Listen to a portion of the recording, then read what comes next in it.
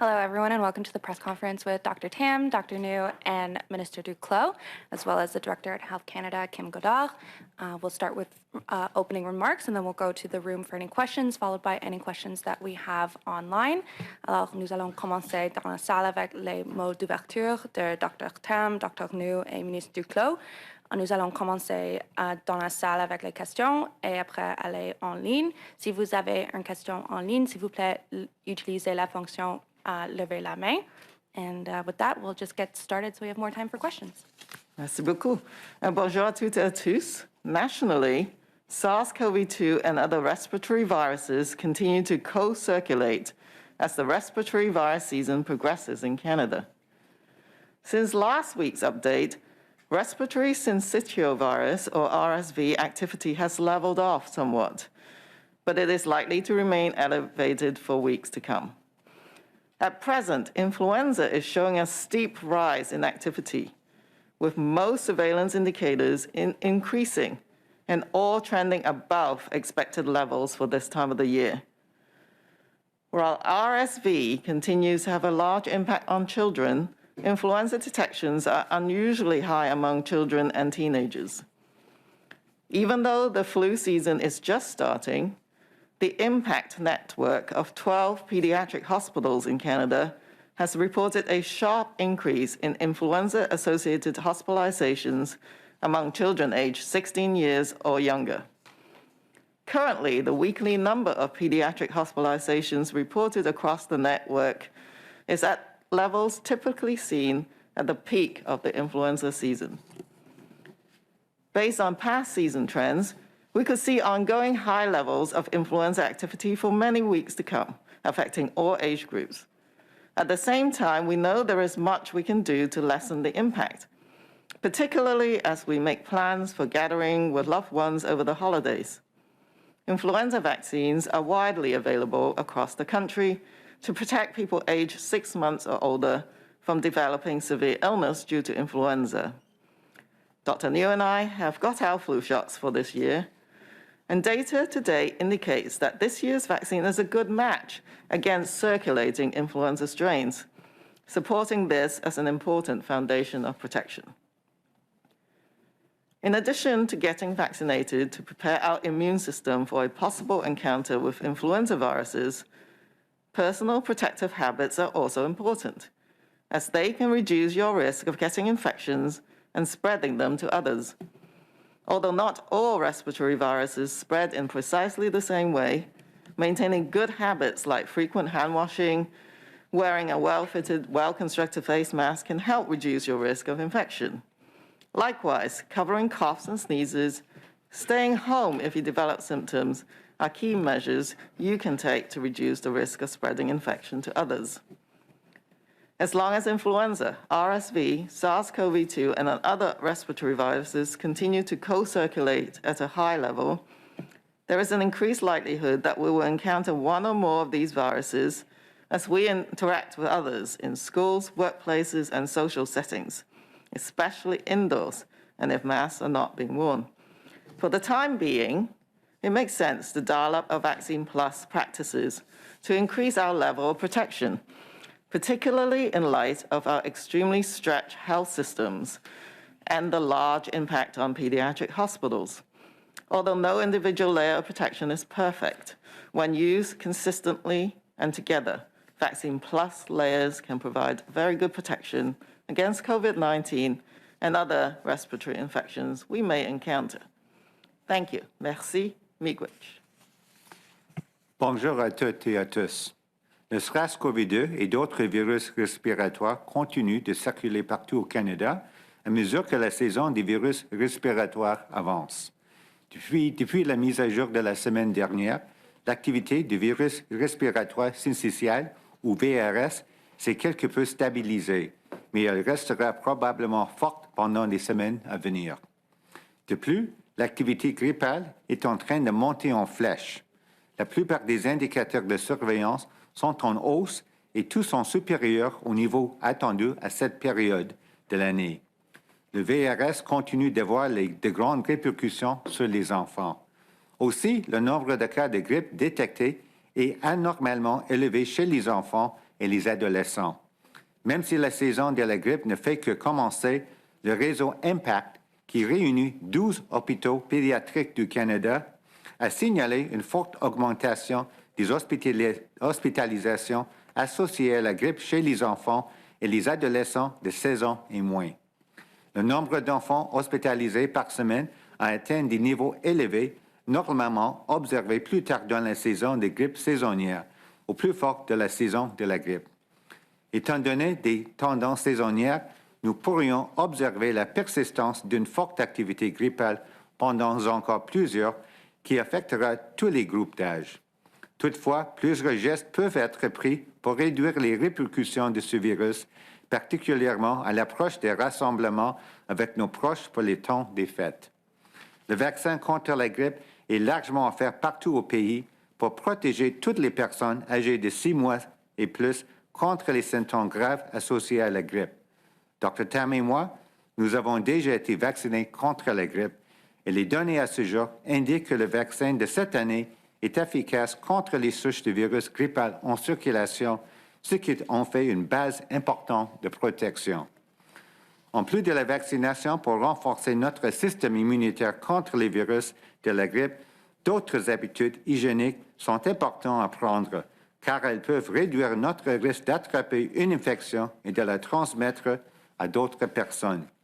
Bien que les virus respiratoires ne se propagent pas tous de la même manière, le maintien de bonnes habitudes, comme se laver les mains fréquemment et porter un masque de bonne qualité, bien conçu et bien ajusté, peut aider à réduire votre risque d'infection. Il est aussi important de vous couvrir le nez et la bouche pour éternuer ou tousser et de rester à la maison si vous êtes malade afin de réduire le risque de transmission de l'infection à d'autres personnes. Aussi longtemps que les virus de la grippe, le VRS, le SARS-CoV-2, les autres virus respiratoires continueront de circuler à des niveaux élevés, le risque d'exposition restera accru dans nos interactions avec d'autres personnes, que ce soit à l'école, au travail ou pendant les activités sociales, surtout lorsqu'on est à l'intérieur et qu'on ne porte pas de masque. Pour le moment, il est judicieux de se faire vacciner et d'augmenter nos précautions pour renforcer notre protection, particulièrement dans le contexte de nos symptômes de santé surchargés et des répercussions importantes sur les hôpitaux pédiatriques. Même si aucune mesure de protection individuelle n'est parfaite, lorsqu'elles sont utilisées ensemble et de façon constante, les mesures de protection combinées au vaccin peuvent offrir une très bonne protection contre la COVID-19 et de nombreuses autres infections respiratoires auxquelles nous pouvons être exposés. Merci. Thank you. Miigwech. Bonjour à toutes et à tous. Il me fait grand plaisir d'être parmi vous avec la Dr Tam, le Dr Njoo et Kim Godard, qui est directrice de l'inspection et homologation des médicaments à Santé Canada. L'automne a été difficile et continue d'être très dur pour les enfants et les familles au Canada. Avec la circulation de multiples maladies respiratoires, dont la COVID-19, le virus respiratoire syncytial et la grippe, beaucoup d'enfants dans nos communautés sont présentement malades. Comme les médecins l'ont mentionné, cela exerce une pression importante sur nos travailleurs de la santé. La pénurie actuelle de médicaments contre la fièvre et la douleur pour les enfants complexifie aussi la situation. Comme vous le savez, Santé Canada travaille avec les fabricants et les détaillants pour augmenter l'approvisionnement en analgésiques pour enfants afin de répondre à nos besoins immédiats. Grâce à la collaboration étroite avec nos partenaires de l'industrie, la production intérieure de ces analgésiques est présentement à un niveau record, certaines entreprises produisant plus de 2 fois le niveau qu'elles produisaient à la même période en 2021. À titre d'exemple de cette production accrue, au cours du mois de novembre seulement, un total de 1,1 million d'unités de produits Advil pour enfants de Haleon auront été mises à la disposition des pharmacies et détaillants canadiens. Il s'agit d'un montant important par rapport à la production mensuelle moyenne habituelle du secteur des analgésiques au pays. Cette offre accrue s'ajoute à l'augmentation de l'importation d'urgence d'environ 1 million d'unités annoncées la semaine dernière, dont la distribution est présentement en cours au Canada. Une augmentation additionnelle d'environ 500 000 unités est prévue dans les 3 prochaines semaines. Alors que nous continuons d'approuver l'augmentation de l'importation d'urgence analgésique pour les pharmacies et les détaillants, les travaux se poursuivent aussi pour s'assurer que les hôpitaux pédiatriques sont bien approvisionnés et en mesure de gérer la pénurie. Une cargaison d'acétaminophène d'Australie est aussi en route vers le Canada pour sécuriser l'approvisionnement de nos hôpitaux. Voilà de bonnes nouvelles. Cependant, étant donné que la demande continue d'être élevée, nous encourageons les familles à n'acheter que ce dont elles ont besoin afin d'éviter le gaspillage et de s'assurer que les autres familles aient également accès à ces médicaments. Let me repeat in English. Thanks to close collaboration with our industry partners, a record number of children's analgesics are currently being manufactured across the country, with some companies producing twice as many units as they did at the same time in 2021. As an example of this increased production, during the month of November only, a total of 1.1 million units of children's Advil products from Alon will have been made available for the Canadian market. This is a significant amount versus a typical November. This is exactly the type of news that Canadians want to hear. That this children's pain medication is being domestically produced for Canadians. This increased domestic supply is in addition to the more than 1 million units announced last week, distribution of which is currently underway across Canada. An additional importation of around 500,000 units is scheduled for the next 3 weeks. As we continue to approve increased supply to community pharmacists and retailers, work continues to ensure pediatric hospitals are well stocked and in a position to manage the shortage. Over the coming days, an additional shipment of important acetaminophen from Australia will be coming into the country to secure our hospital supply. This is, again, welcome news. However, since demand continues to be high, we encourage people to buy only what they need in order to avoid wastage and help ensure other families and other sick children have access to these medications too. Looking ahead, we are working to find longer-term solutions with provinces and territories, industry and stakeholders, and such as pharmacists and children's hospitals. Although the cold and flu season is off to an early start this year, as we just heard, there is a lot we can and should do to protect our children and our communities. First and foremost, I urge everyone to get vaccinated against both COVID-19 and the flu.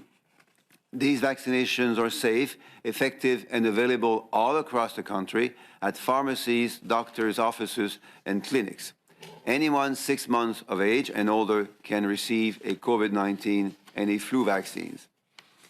In addition to vaccination, we encourage everyone to wear a mask in crowded areas and to stay home when sick. This will help ease the pressure on overburdened hospitals and doctors' offices. We need to do everything we can to stay healthy, to protect our most vulnerable, young and old, and to protect our health workers. With that, I would like to end on a very positive note. Last week, we reached an exciting milestone in the history of Canadian healthcare. A week ago, the legislation introducing the Canada Dental Benefit received royal assent. The interim Canada Dental Benefit will give eligible parents and guardians direct payments totaling up to $1,300 per eligible child under 12 to support the cost of dental care services. Families will be able to apply for this benefit in just a few days on December 1st. It is estimated that this groundbreaking benefit will support up to 500,000 children.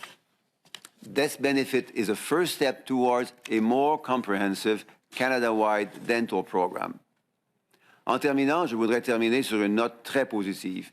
La semaine dernière, une étape importante dans l'histoire des soins de santé au pays a été franchie lorsque la loi introduisant l'allocation dentaire canadienne a reçu la sanction royale.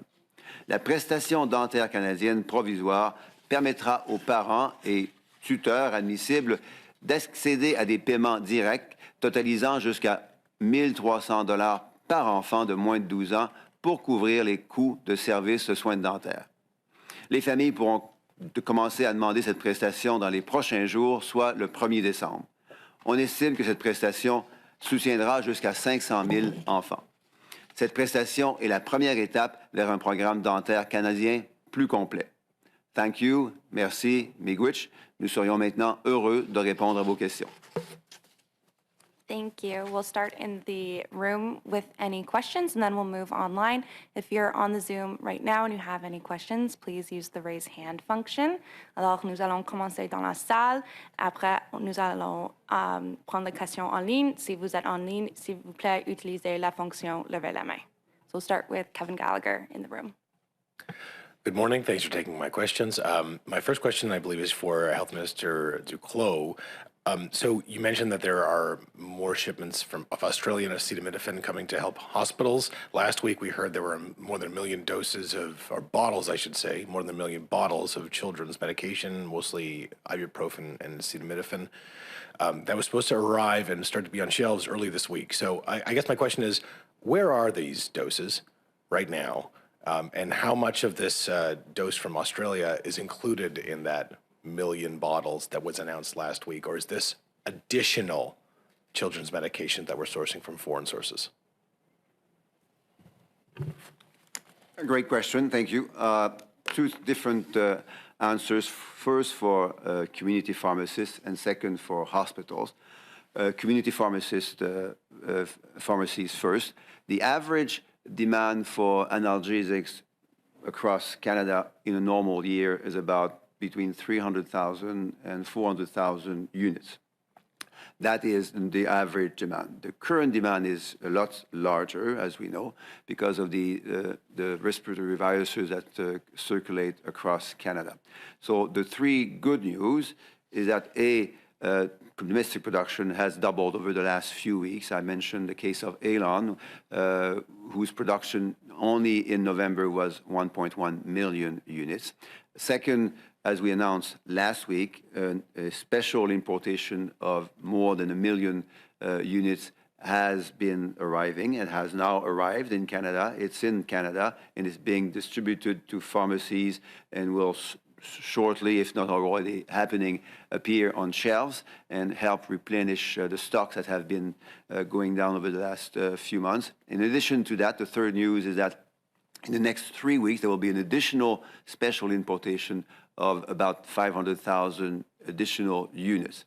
So all that put together, people can see that both domestic production and special importations are significantly enhanced, and that's the right thing to do because demand for analgesics, again, is very strong. For hospitals, it's a separate system. Hospitals typically, and will keep doing that, procure their own analgesics. So the delivery of Australian analgesics is sent directly to those hospitals and is en route now, is being shipped to Canada as we speak. When do we think that demand will actually be met? There are still shortages despite these big efforts to bring in foreign product. I mean, are there other measures that need to come in? Do local municipalities or provinces need to consider mask mandates during this severe respiratory season? Perhaps that's also a question I'd ask to the doctors here. But when do you think that these shortages we see on shelves will stop? The aggregate supply / importation has been significantly increased over the last few weeks, and that's why people are starting and will start to see the difference on pharmacy shelves. The issue, obviously, is that the stocks of analgesics have fallen significantly in the last months, starting in the summer, and as we heard, the circulation of respiratory viruses is at a level that hasn't been seen in many years and is above the expected levels at this time. So demand is very significant. The stocks have been falling in the last few months. Fortunately, both domestic production and significant levels of importations of analgesics are helping and will be helping address those challenges. Thank you. We'll start with taking questions from the Zoom link. We will start with Stephanie Levitz from the Toronto Star. Good morning. Thank you for taking my questions. I wanted to start off, Minister Duclos, something you said before about that it's good news that domestic production is increasing for Canadians. By that, are we to understand that there was a point at which these companies were producing in Canada but exporting doses, therefore contributing to the shortage we have? For details of how domestic production has been allocated, I would possibly turn to Dr. Godard. I wouldn't know, Dr. Godard, if you would know those details.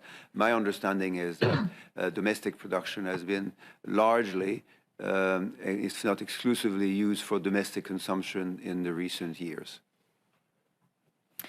Thank you, Mr. Minister, and thank you for the question. Some companies in Canada produce products for Canada. Some companies in Canada produce product from Canada and for export. Some of the business models, you have to understand, follows this principle. A manufacturer will produce, for example, a liquid format in Canada, and a manufacturer will produce another format perhaps in the United States. And so in their distribution model, they may ship out some of the liquid format to other countries, and they would import, for example, the tablet format to Canada. In the context of our economy and how we consume drugs, it's actually of our benefit because we import more products that we actually export. I would also like to add that this would not have added pressure to the current shortage of analgesics that we're seeing here. Thank you. Thank you. And just as my follow-up, I wonder if you have demanded or received any assurances from retailers that the price point for these drugs will remain as it has always been. I mean, obviously, basic economics, right? When you have scarce, overwhelming demand and not a lot of supply, the price tends to go up. And I wonder what kind of conversations have been had to assure that that doesn't happen, or should people expect that the price, in fact, will go up? Dr. Godard, would you like to speak to that particular point? Thank you for the question. So there has been some reports of, for example, websites offering the product at higher prices. Health Canada has been working with these web platforms to really look to ensure that that doesn't happen. And so far, we've gotten a lot of cooperation. These ads are being taken down because for example, Amazon does not support that type of price gouging. Thank you. Thank you. Next, we'll go to Lisa Fleuron, Radio Canada.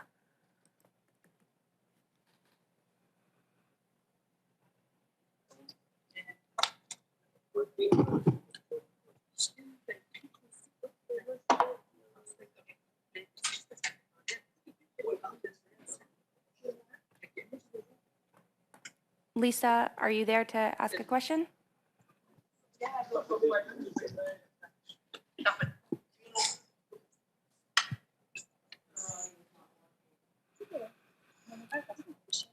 Sorry, Lisa, we can't hear you. In the meantime, we will go to Nicole Ireland from CBC, and Lisa Fleuron will try to come back to you.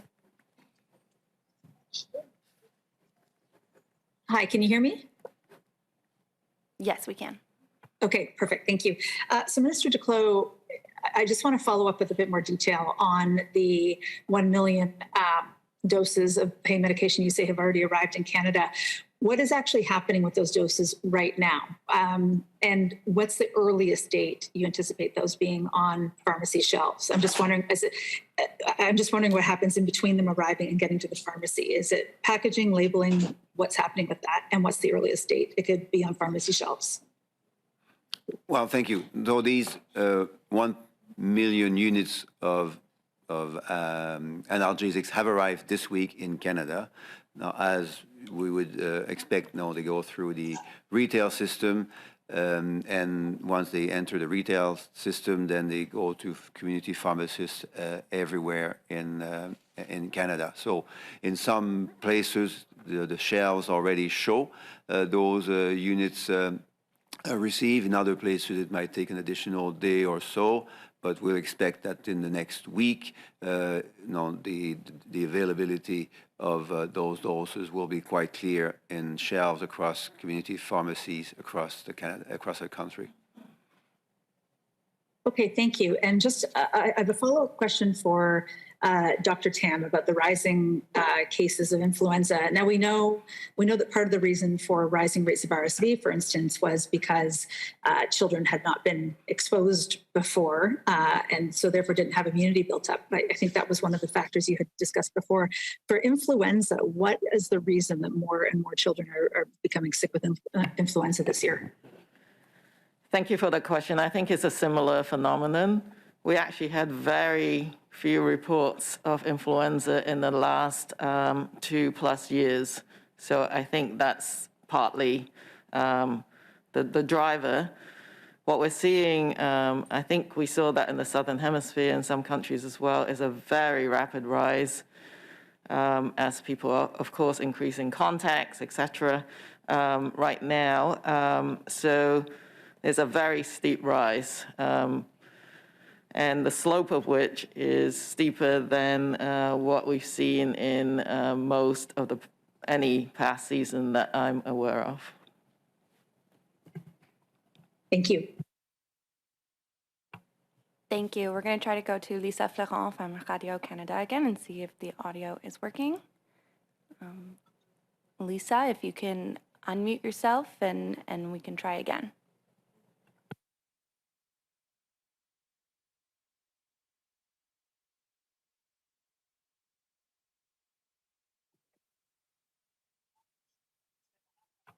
Oui, bonjour. Est-ce que vous m'entendez? Oui, oui.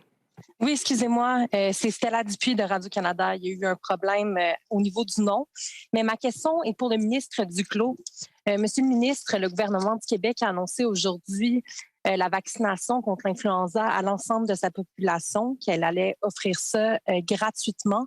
Je voulais d'abord obtenir votre réaction à cette annonce de Québec et est-ce que le gouvernement fédéral compte faire quelque chose pour appuyer les provinces? Merci pour la question et c'est une très bonne nouvelle. L'accès à une vaccination gratuite contre la grippe va faciliter et certainement encourager beaucoup de gens à se faire vacciner contre la grippe. La Dr Tam et le Dr Njoo ont dit il y a quelques instants que nous sommes présentement à un niveau de circulation de la grippe qui est très préoccupant. Et les Québécois, comme les autres Canadiens, vont vouloir se protéger en plus grand nombre en ayant accès à la vaccination contre la grippe. Et je connais personnellement des gens très proches là, qui hésitaient à aller se faire vacciner dans les derniers jours et les dernières semaines parce qu'il n'était pas clair pour eux s'ils avaient droit à une vaccination gratuite. Et avec l'annonce de ce matin, je pense que ces gens-là vont vouloir aller se protéger et protéger les gens autour d'eux.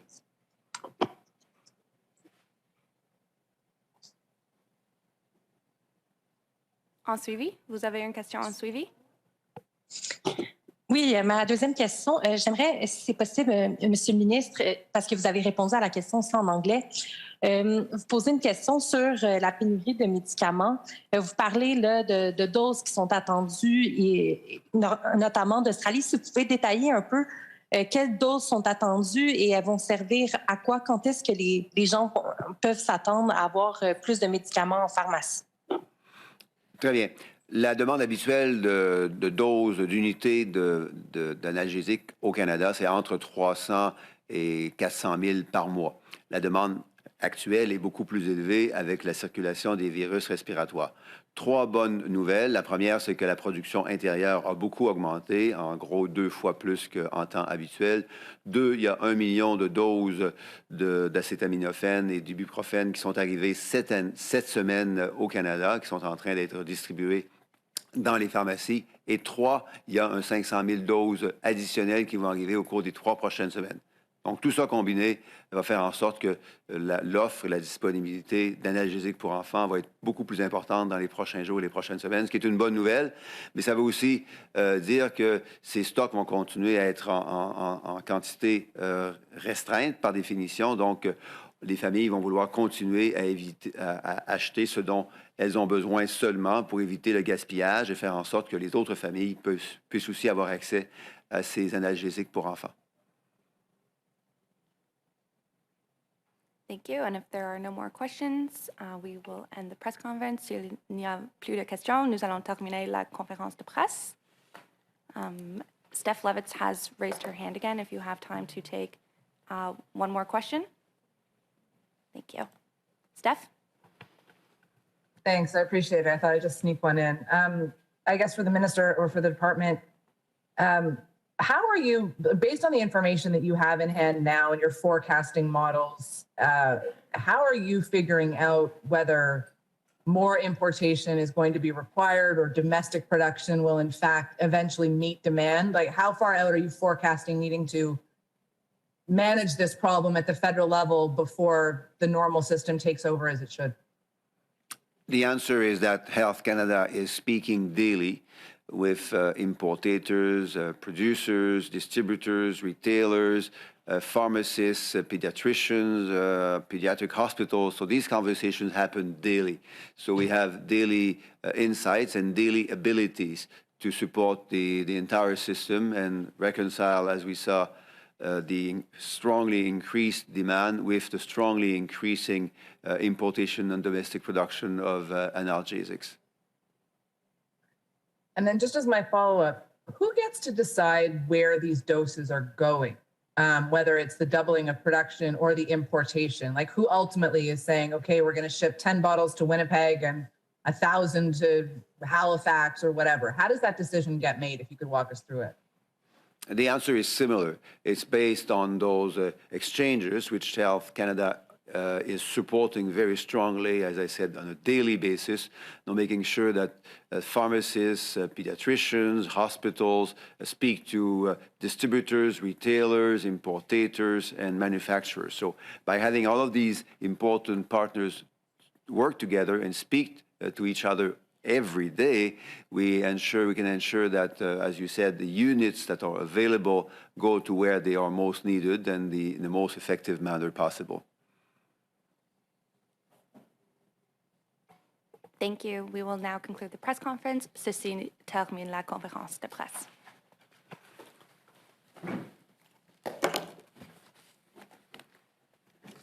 Recording stopped.